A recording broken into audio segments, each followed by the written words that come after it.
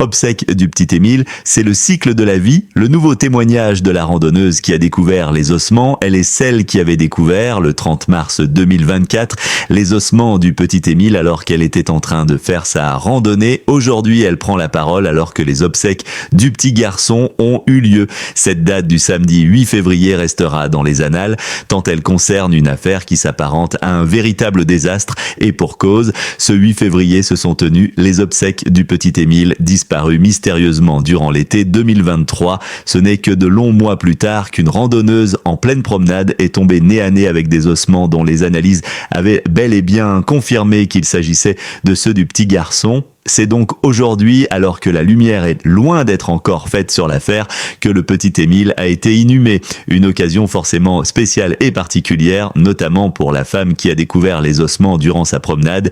Elle évoque particulièrement le besoin de tourner la page, du temps à passer, mais les images, elles, restent dans la tête de cette randonneuse.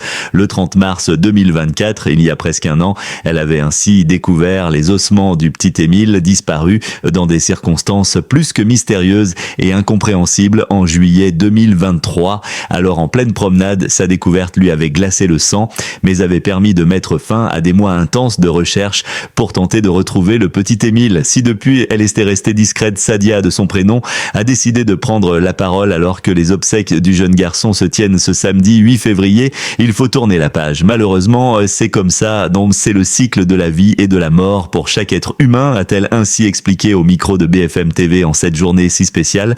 Pour elle, l'affaire du petit Émile a longtemps hanté son quotidien et chacune des secondes qui précédaient son départ en promenade, comme elle l'explique.